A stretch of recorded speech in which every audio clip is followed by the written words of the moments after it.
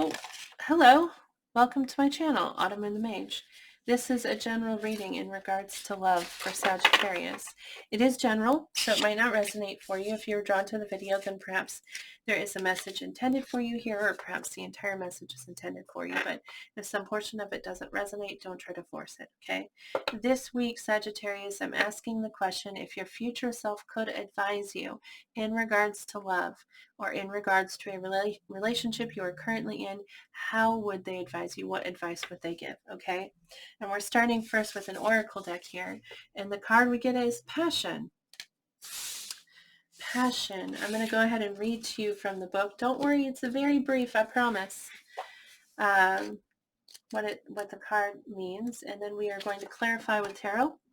And then we're going to ask what actions you can take to follow the advice that you're being given here. Okay. So, passion. It's time to cast aside all fears that have darkened your outlook and invite some warmth into your inner world. Your sparkle has dimmed and your motivation has waned. Everyday life has distracted you and you've forgotten what it is that truly makes your soul sing. An intense yearning is yet to be satisfied, although you're unsure of what it is you actually crave. Desire, attraction, and enthusiasm accompany you as you remember and reignite that which fuels your passion. So spice up your life as you walk into your true light with full might, vitality, and vigor to reclaim your zest for life. Wow. Okay, let's go ahead and clarify. So, bring back the passion, Sagittarius. Your passion. What lights your fires? Wow, that's interesting. Right as I say that, the candle blows out. The candle ran out of wax. And I mean, that's what it's saying. You know, you're letting life drag you down. You've been just living life and not reigniting those flames, reigniting the passions within you. So light those fires. Can we get clarification? Clarification on this card, this passion card for Sagittarius. I found the clarification has been, it's kind of been like, well, we'll just do this. We'll do this and you'll see. So, Five of Cups. So this is depression, basically. This is sadness. This is in the Five of Cups. In traditional tarot, there's a figure standing and looking down at these three spilled cups and focused so much on the loss there, okay, and how much that loss hurts. That's something they poured their heart into, you know, things they poured their heart into, and those things didn't work out. And it speaks specifically of the past that has disappointed you or hurt you in some way. But in that card, there are also two cups, two full cups sitting right behind this figure, and all they have to do is turn around and look at those cups, okay? So it's almost like saying, there's something here that you've been focusing on, something sad, and maybe just focusing on sadness in general about the way that things have turned out or haven't worked out for you in the past, okay? So with the Five of Cups there, can we get two more cards? Can you clarify the advice here?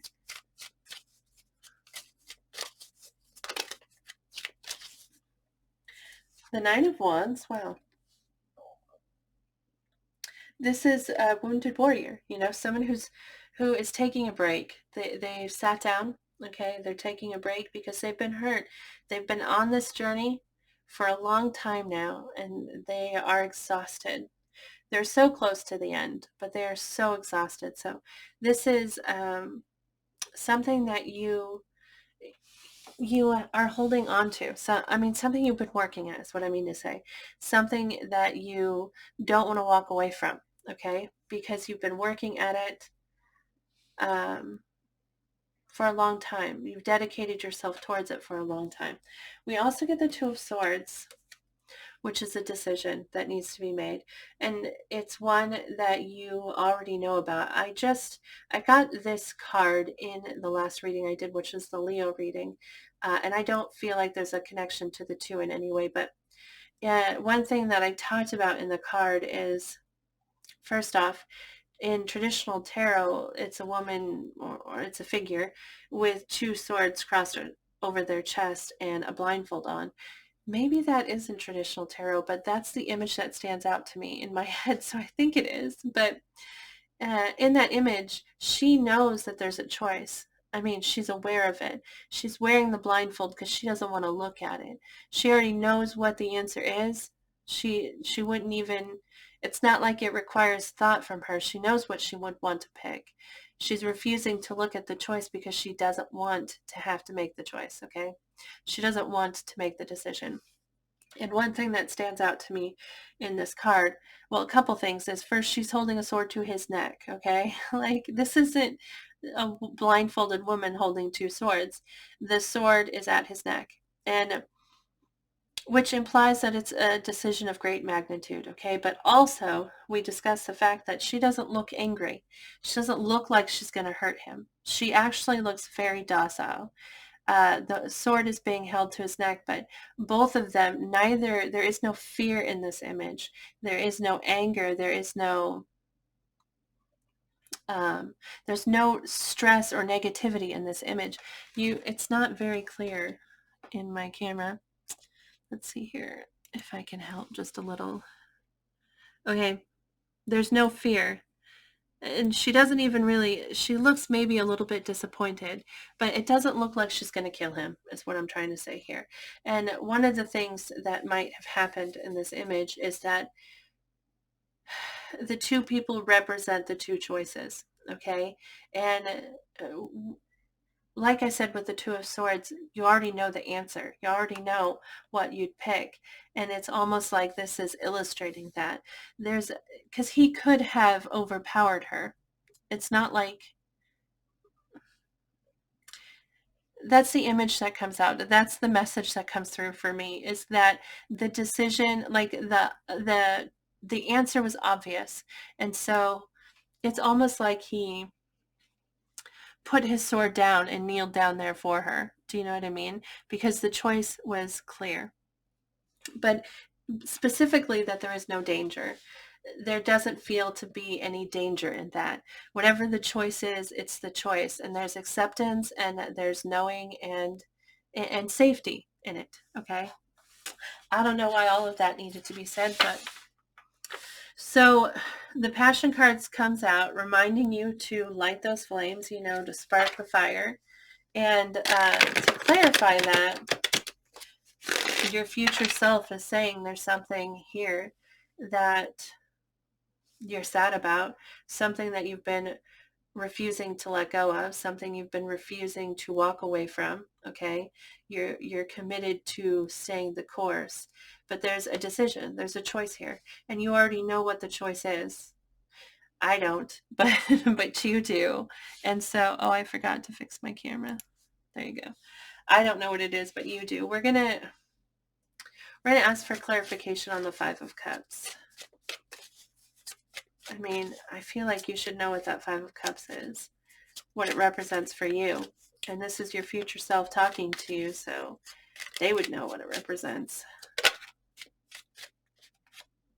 We get the Knight of Wands, which is passion.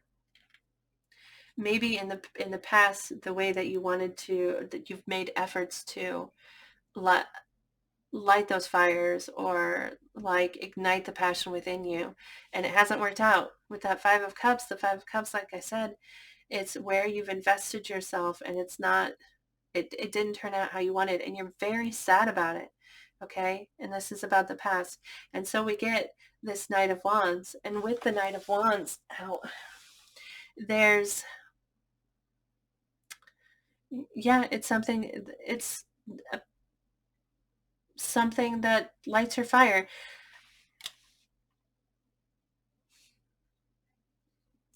There are many things that come to mind, but then I'm like, no, that's not this message. And so then that's how come I'm struggling here for just a second, because the message just is in regards to passion.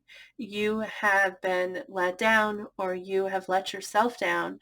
Like in the past, there's a lot of sadness involving where you've invested your passion in the past, you know, and where you've tried to build that fire.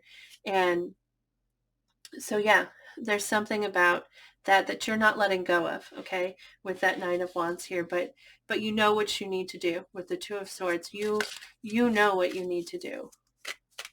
You already know the answer. Let's see, can we get clarification on the Two of Swords?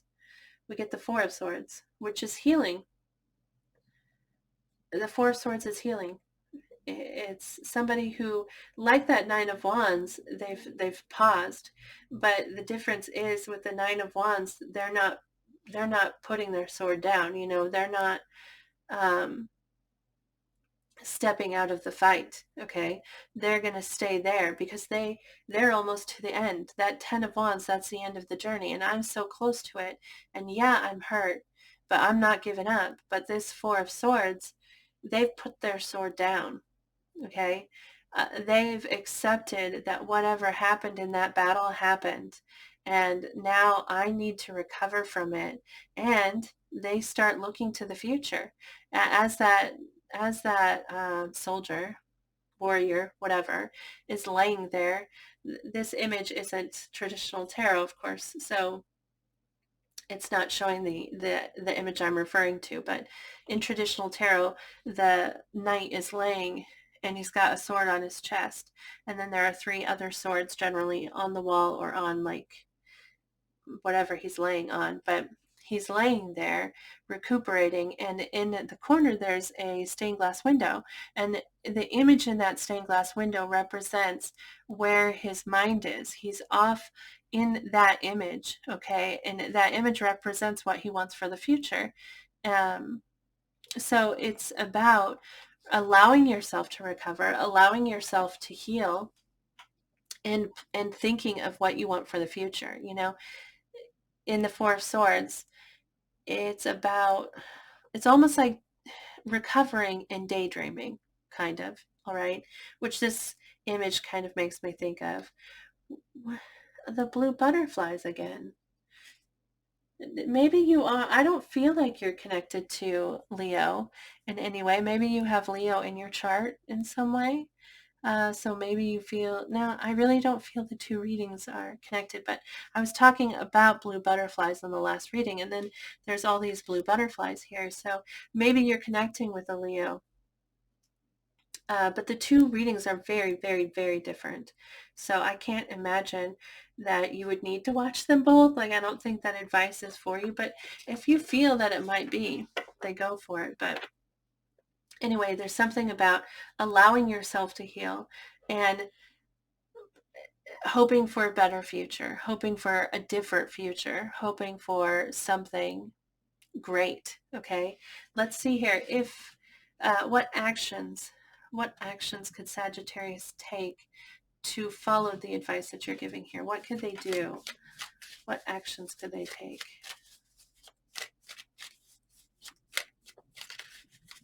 I mean, the Four of Swords, I feel like, is telling you what to do, you know? Maybe what it's saying is maybe you've been sort of in a mixture of that Nine of Wands and that Four of Swords energy. I know sometimes we know we need to let something go, like we know we need to heal and move on in one day, and then the next day we're like, no, I'm not going to do it. I'm going to hold on. I'm going to keep fighting because I'm not letting this go. I've worked too hard. I can't walk away. Okay.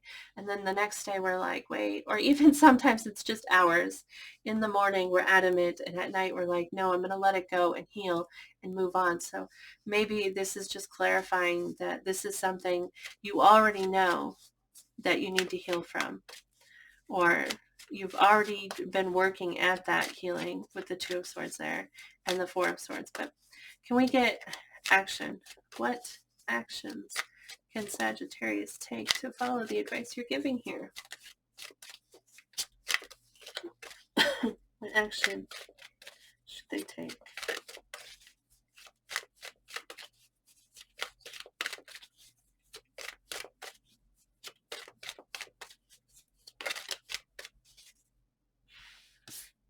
That's interesting. We get the Ten of Wands, which of course is the natural progression from the Nine of Wands. But in the Ten of Wands, the advice is to look at where you've invested yourself. And this is about the burdens that you carry and the wands that you carry, the things that you've that have sparked your fire in the past. And it's saying, look at those things, because maybe there are wands that you're carrying that no longer spark those fires within you. Okay, maybe there are responsibilities that you're holding on to that no longer are necessary. Like you no longer are bound to them in any way. They are they are not pushing you forward. They're not propelling you forward. They're not lighting the fires. They're not doing whatever it is that they're supposed to be doing, whatever role that they're fulfilling. And so maybe it's okay to put those wands down. So this is like, as advice, it's telling you to look at the wands, like look at where you've invested yourself and put away those ones that are no longer working out for you. You know, go ahead and put them aside. We also get the Knight of Pentacles. The Knight of Pentacles and the Four of Swords are for me, they really do connect, because they both feel like very slow energy. Like it's going to take time, which as a fire sign, I'm a fire sign, so I get not wanting to hear that, like, oh, it's going to take time. But with the Knight of Pentacles, it's not just about moving slowly, okay? It's about making sure that you reassess along the path. Like the Knight of Pentacles, he's double checking as he goes. He knows what he wants, and he's headed towards it. He's headed towards this star, his hope, and he's headed towards it. But he wants to make sure that when he gets there, it's exactly what he thought it was, number one. And number two, that he did everything correctly on the path leading up to getting there. He wants to make sure it's all done properly. He's very committed to it, and he is protective of it. He wants to make sure he gets there for sure, but he wants to do it right, okay? And he wants to make sure that when he gets there, he knows that he did it right, and he knows that this is that something that he wanted to commit himself to for forever. Okay, so it's about moving slowly, but also like checking it as you go. Sort of take your time and really assess it as you move forward. Okay, but also it's a card of commitment, and like making that commitment. So I hope that makes sense to you. I hope that the reading resonates for you and that you enjoyed it.